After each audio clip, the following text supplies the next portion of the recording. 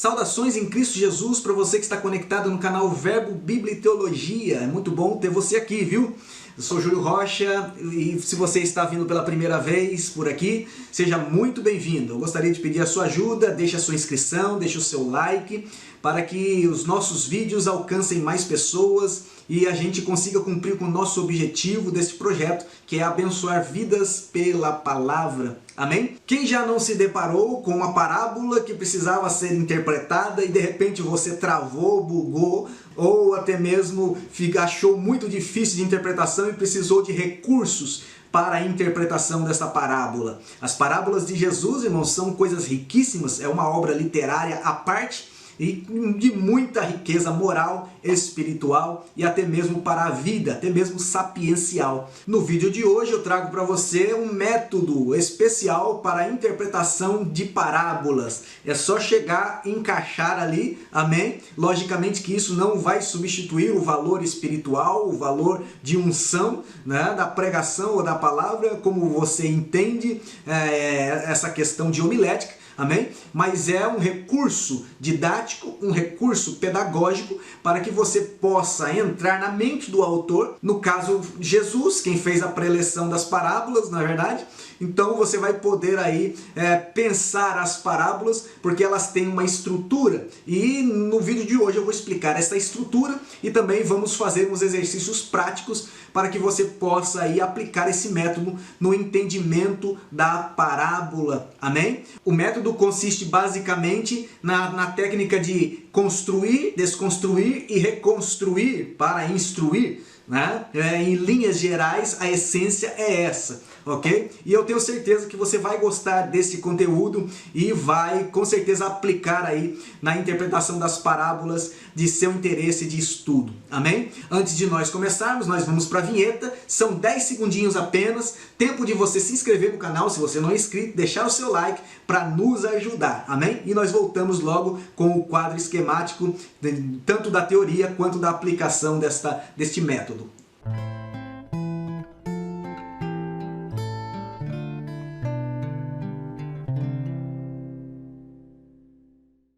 Meus irmãos, vamos ao nosso quadro da verdade, então, né? Como compreender as parábolas, né? Uma metodologia aí que a gente aprende na faculdade, tá? Eu gostaria de passar para os irmãos. Ele parece ser complexo, mas não é, ok? Principalmente quando lida com um método, né? Mas fique tranquilo que depois nós vamos fazer uma aplicação prática aqui. Ok? Vai dar tudo certo, tá bom? Nós sabemos que as parábolas, elas têm uma função tática, vamos dizer assim, uma função tática. Tudo que é tático hoje é meio famoso, né? Mas foi uma das principais didáticas usadas por Jesus e nós entendemos hoje como gêneros literários que tendiam, ou que ainda tendem, porque a palavra de Deus é viva, né? Ela tende a dar lições. Agora, interessante, quando Jesus queria dar uma lição muito importante para as pessoas, ele usava parábolas, e teve muitas parábolas, né? Essas lições que Jesus dava através das parábolas, elas atingiam tanto inteligentes quanto leigos, né? Tanto homens do campo quanto da cidade, ou seja, era para todos os níveis intelectuais. Olha que didática, irmãos, olha que didática. Eu vou até colocar esse termo aqui no quadro, porque acho que principalmente ensinador, professor de escola dominical, tem que saber lidar com essa ferramenta. Didática. E lidar com isso de uma forma dinâmica. Ok? O mais pedagógica possível. Então, pedagogia. Acho que são três aí assuntos que todo professor, todo mestre, né? Eu não estou dizendo nem mestre acadêmico, estou dizendo mestre segundo a Bíblia, todo ensinador deve aprender a lidar com isso. Didática, dinâmica e pedagogia. Amém? Jesus tinha tudo isso e as parábolas de Jesus são completas por causa disso. Parábolas simples, mas que traziam lições profundas para todos os níveis intelectuais. Essa é a primeira grande lição que nós entendemos aí, que precisamos ver para compreender parábolas. Tá? Quando nós separamos as parábolas em gêneros literários, né, nós damos uma segregada nela, nós estamos entendendo que ela faz parte do cânon, ela tem a sua inspiração, mas a tratativa dela é diferente, ok? Das demais, ok? Então nós não interpretamos ela com o mesmo fundo, por exemplo, que se interpreta uma profecia, que se interpreta uma história, ok? Ela tem o seu próprio gênero, ok? Ela tem a sua própria metodologia. Foi desenvolvido por esse Paul Ricoeur, acho que é isso, né? É um hermeneuta, tá? Um filósofo hermenêutico que versa aí na parte hermenêutica, se não me falha a memória. E ele criou esse método do paradoxo ético, ok? Paradoxo é aquilo que se confronta, né? Que não tem explicação e envolve a ética. Sempre que Jesus queria falar de parábolas, pode ver que as lições que ele dava é sempre de ordem moral e ética. Amém, irmãos? E desta forma, o que acontece? Foi criado esse método de paradoxo ético, aonde se desorientava para reorientar, ou onde se desorienta para reorientar, ok? Quer dizer o quê? Que a pessoa está indo num determinado curso, ok? E de repente esse curso está errado, mas em vez de corrigir a rota, não, ele vai e faz voltar para fazer de novo, ok? Mais ou menos isso, tá bom? Eu não sou profícuo, né, em hermenêutica, muito menos eu sou especialista em Paul Ricoeur, tá? Mas esse método aqui é basicamente isso, tá? Então as parábolas em si, elas se dividem aí, tá, em 3 grandes blocos, onde nós temos o início da parábola, o cerne, o miolo, né, o que há de mais precioso aí da parábola, e a moral, ou seja, as lições que essa parábola tende a fornecer. Jesus nunca fez uma parábola, ou nunca falou uma parábola, seja ela, né, qual for, para não ter um desfecho aonde se pudesse aí trazer lições para as pessoas. Amém? Portanto, no início da parábola, nós vamos sempre mostrar ou visualizar, né? Jesus sempre introduziu, né, as suas parábolas com um assunto de senso comum, ou seja, para que essa lição seja aprendida em todos os níveis intelectuais, todos tinham que saber do objeto que se tratava a parábola de Jesus ou a história que Jesus contava. Amém? Então não adianta eu querer fazer uma parábola sobre componentes de física quântica que não sei o que não sei o que. Né? Ninguém entende, ou quase ninguém entende sobre física quântica, né? Ou até mesmo sobre combinações genéticas, não sei o que, não sei o que. Ninguém entende disso. Tem que ser algo que seja de senso comum, amém? De conhecimento aí popular, amém?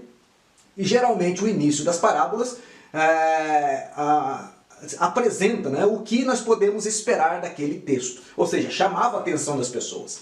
Amém? O cerne, que seria aí o meio, né, o desenvolvimento da parábola, ele sempre traz uma questão, sempre traz uma demanda, ok? Ele sempre provoca choque de realidade, ok? Ou seja, aquela desorientação, né? E também desestrutura, ok? Então, no início, nós temos uma orientação. O que esperar? Né? Introdução, senso comum, o que esperar? Então, no cerne, nós temos uma questão, um choque de realidade e uma desestruturação. Isso nós chamamos de reorientação, ok?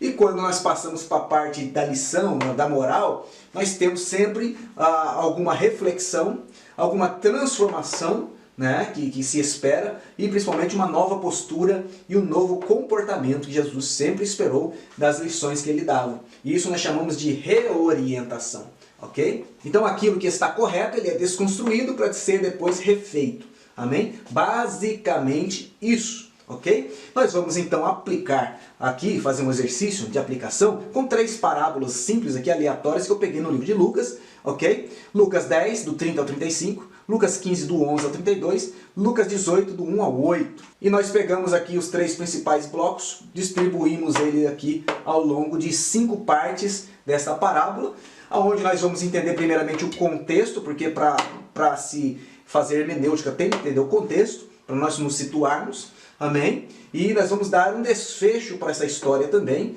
né? Porque tudo que causa curiosidade tem que ter um desfecho, né? E depois do desfecho nós temos a reorientação, ok? Então temos contexto, orientação, desorientação, desfecho, reorientação. Essa é a estrutura básica de uma parábola. Como compreender parábolas? Compreendendo essa estrutura básica, ok? Então, a primeira aplicação que nós temos está aqui em roxinho, a segunda está aqui na mesma cor laranja, e a terceira também coloquei em roxo para nós destacarmos, ok? Vamos pegar então Lucas 10, do 25 ao 29, são 4 versículos, amém? E nós distribuímos aqui, ele aqui, nesses 5 quadrantes, amém?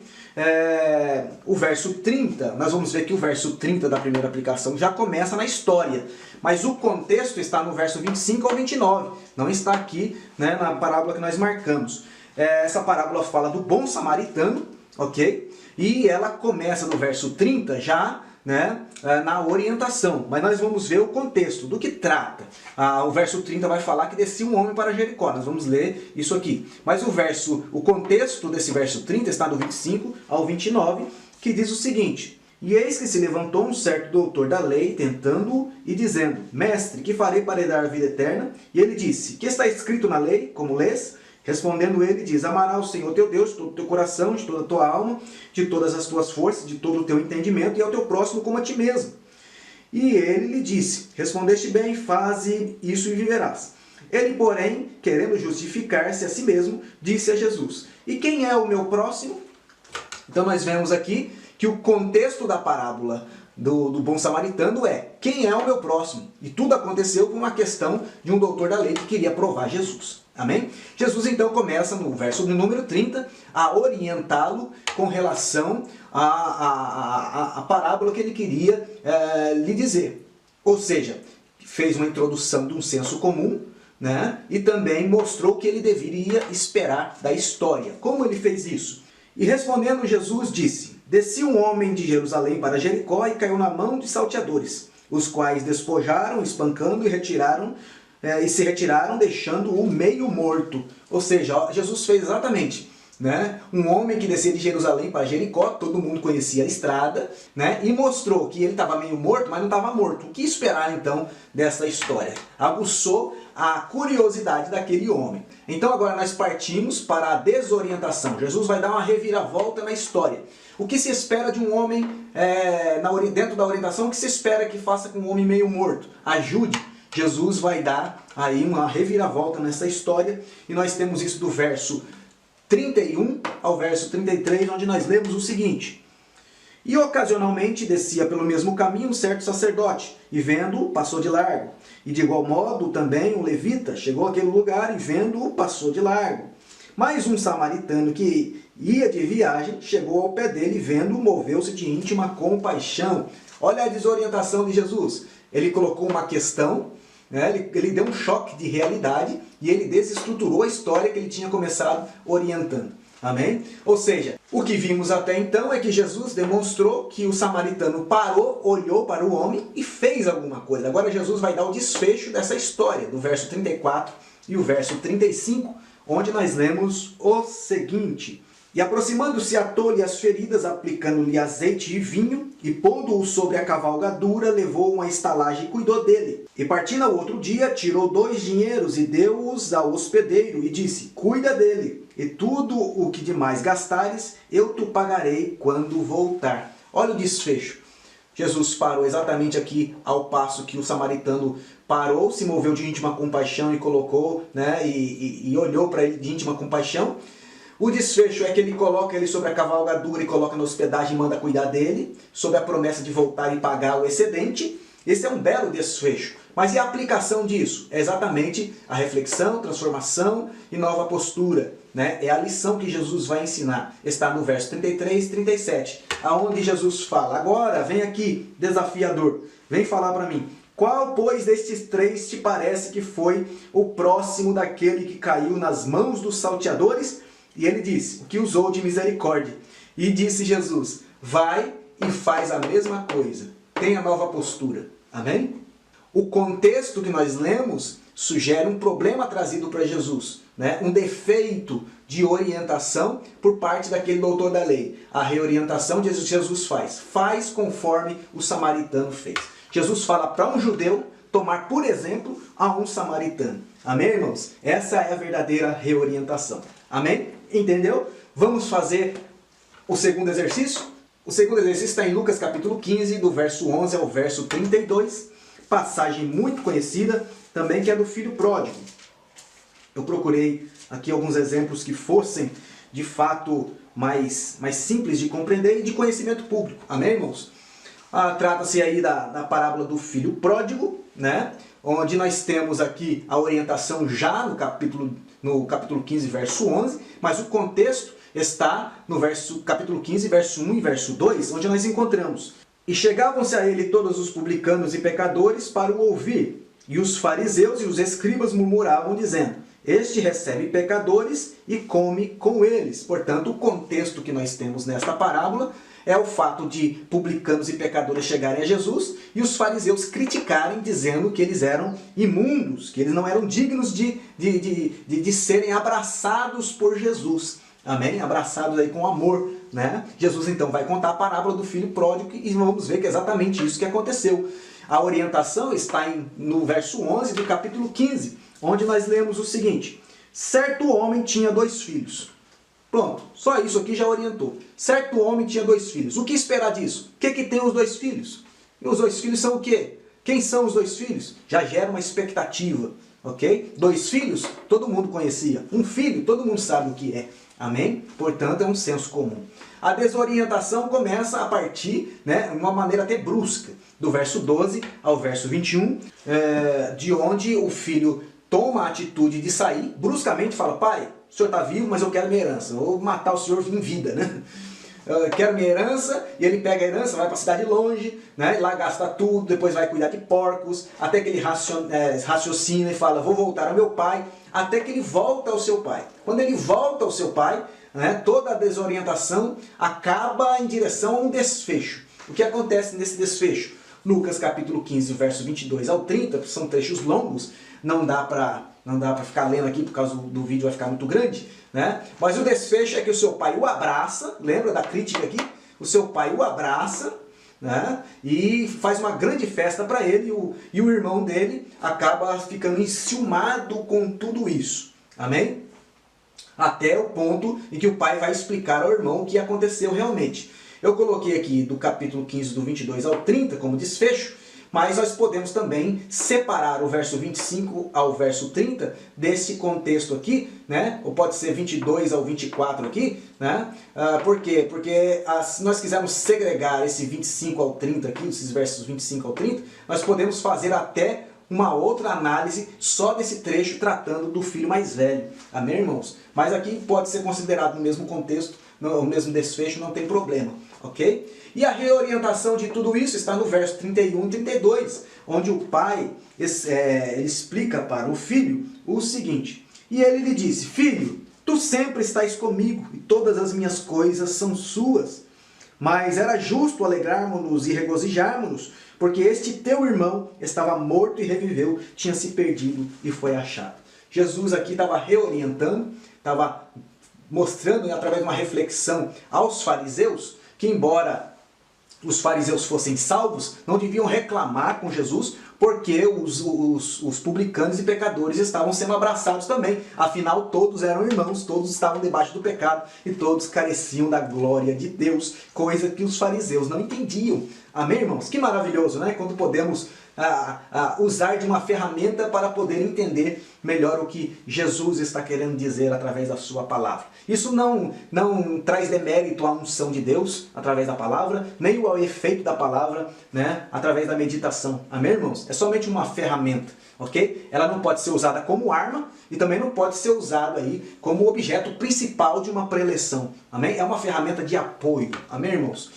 Terceiro e último exemplo, Lucas 18, verso 1 ao verso 8, nós encontramos aí a parábola do juiz iníquo, né? Aonde, por contexto, nós temos logo no verso de número 1, Jesus falando o seguinte: E contou-lhes também uma parábola sobre o dever de orar sempre e nunca desfalecer. Aqui já está o contexto, está o objetivo, né, da parábola: orar sempre e não desfalecer. O verso 2 e verso 3 vai contar o que está acontecendo, né, nesse cenário que Jesus está figurando, ok? O que aconteceu? Havia numa cidade um certo juiz que nem a Deus temia, nem respeitava homem algum. Então uma figura pública, uma figura de senso comum, todos sabiam que era um juiz. Havia também naquela mesma cidade uma certa viúva e ia ter com ele dizendo: faze-me justiça contra o meu adversário. Outra figura de senso comum. Era comum as viúvas correrem atrás de seus direitos. O que esperar então de um juiz iníquo e de uma viúva desesperada? Isso é o que causa a orientação, né? E agora Jesus vai dar aquela pancada de sempre, né? Causar aquela bagunça para poder reorientar depois. O que Jesus conta? E por algum tempo ele não quis o quê? Fazer justiça contra o adversário. No verso 4, continuando. Mas depois disse consigo: ainda que não temo a Deus, nem respeito aos homens. Logicamente que a desorientação aqui está meio dividida com o desfecho. Amém? Ele diz, a desorientação consiste aqui no caso de que ele por algum tempo negou justiça a essa mulher que precisava. Mas depois ele arrazoou consigo: eu vou fazer justiça. Ok? E o desfecho ele fez justiça. Diz o verso 5. Todavia, como esta viúva me molesta, hei de lhe fazer justiça, para que enfim não volte e me importune muito. Amém? O desfecho foi que ele não queria mais aquela mulher na orelha dele, importunando por causa de justiça, ou lembrando que ele era injusto e que ele tinha um débito para com ela de justiça. Qual a reorientação? Qual a transformação, reflexão, nova postura que Jesus mostra aqui para todos? Disse-lhe o Senhor: ouvi o que diz o injusto juiz. Tome, por exemplo, a vida de um injusto juiz para corrigir a sua.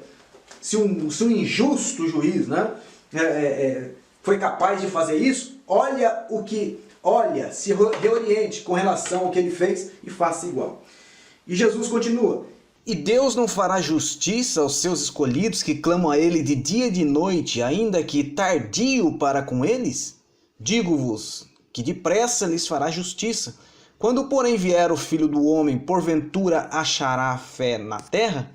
Portanto, o desdobramento que Jesus queria ensinar é ocasionado por uma pergunta: porventura achará fé na terra?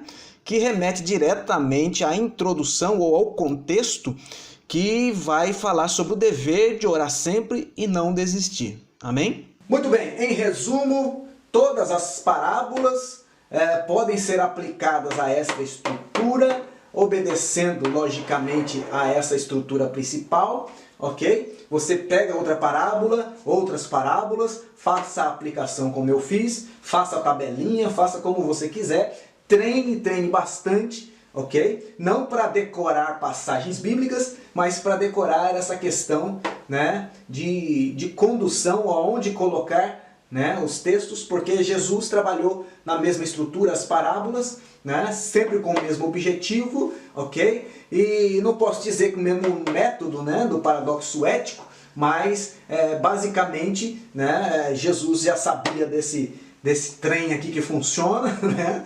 E provavelmente, sendo mestre, né, ele utilizou uma estrutura pelo menos parecida com isso aqui, ou isso aqui sendo parecida com o que Jesus pensava. O certo é que Jesus sabia didaticamente, dinamicamente, pedagogicamente tratar tanto com doutores da lei, como Nicodemos, ou como simples pessoas, né, como aquele publicano miserável que batia no peito dizendo: eu não sou digno nem de olhar para o céu. Jesus sabia tratar com todos. Amém, irmãos? O importante é nós sabermos também investir em nosso ministério para poder saber mais da palavra do Senhor nosso Deus. Bom, meus irmãos, chegamos ao final de mais um vídeo e melhorou, não melhorou? Melhorou essa compreensão acerca das parábolas? Eu tenho certeza que sim, amém? Logicamente, vamos ressaltar mais uma vez, isso não substitui a necessidade do estudo, não substitui a necessidade da direção do Espírito na sua exposição, na sua preleção e muito menos no seu estudo, porque tem que ter graça de Deus para estudar também, amém? A técnica não faz tudo sozinha, tem que ter unção, amém? Não basta ter o esqueleto e não ter vida, quem dá vida é o Espírito pela palavra, amém, meus irmãos? Se você gostou desse vídeo, vídeo, eu quero pedir a sua ajuda. Nos abençoe em nome do Senhor Jesus. Clica no like aí, dê o seu joinha, deixa aí o seu joinha registrado. Se você quer comentar, fique à vontade. Amém? Foi útil para você? Não foi útil? Achou muito difícil? Não entendeu certos pontos? Deixa aqui embaixo para que a gente possa saber e te ajudar. Amém? E também se inscreva no nosso canal se você não é inscrito. Você não sabe como isso faz uma diferença na nossa vida aqui, nos deixa feliz para poder fazer mais material de qualidade para você. Até porque fazer e editar esse material dá um trabalho, irmão, dá um trabalho. Amém? Mas contamos com a sua ajuda neste sentido. Alguns pedem oferta, né? Nós pedimos somente a inscrição e o like, que não custa nada para ninguém. Amém? No mais, meus irmãos, que Deus abençoe a sua vida e até o próximo vídeo, se Deus quiser.